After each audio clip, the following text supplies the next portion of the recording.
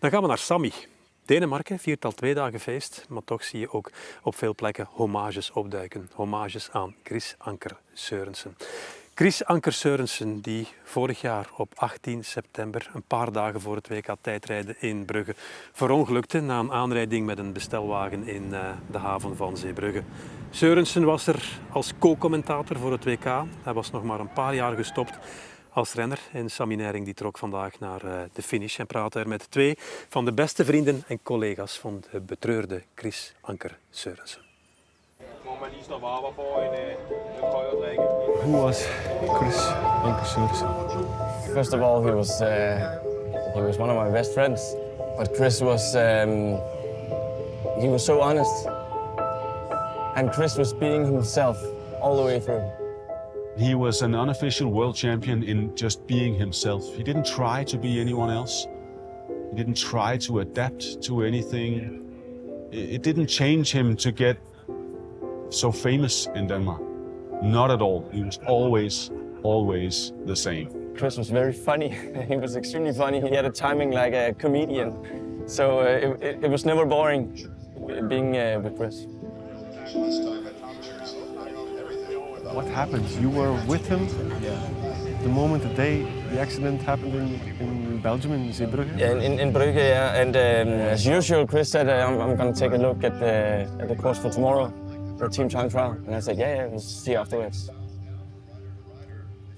The last time I saw him. I went to the hotel room and,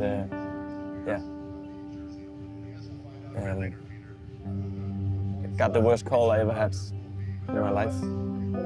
When my boss called me and told me he just heard from the Belgian police that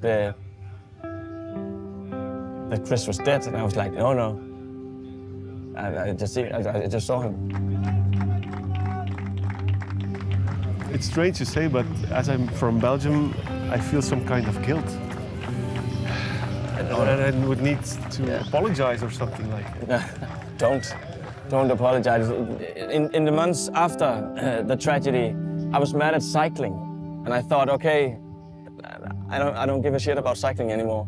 But luckily, this year I find the joy again, and I was thinking, okay, if I could talk to Chris right now, what would he say?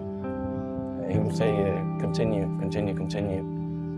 I spent almost 8 hours together with Chris the day before he died, in the afternoon and in the evening. And I feel guilt because of that, because that was his last afternoon and his last evening. He should have spent those hours with his family, with his wife, with his 2 beautiful little girls, and not with me. I mean, yesterday morning I woke up, that was before the first stage in Denmark. I sat on my bed. All of a sudden I just started crying. Because, sorry, I feel it just now because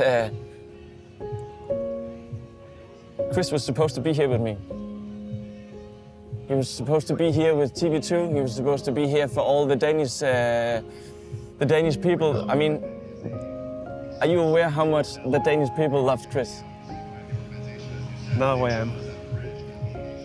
When he died, it was overwhelming, the reaction that came from all of Denmark. They were touched, they were emotionally touched that Chris died, even though most people from Denmark haven't met him. But that's the effect Chris had on people, from being himself. They could see Chris through the screen and thinking, that is my friend. I can't even describe what it is like. I mean, because I don't think I understand it quite yet. I have a picture of him in my commentary box, and in that way he's still with us. And that's something we promised each other, that we're still going to talk about him. We're still going to always remember him, bring him into the conversation, because the people we lose, the people that die from us, it's not until you stop talking about them and thinking about them that they really die. And we're never going to stop talking about Chris or thinking about him. And that way he's still with us, and that's important to us.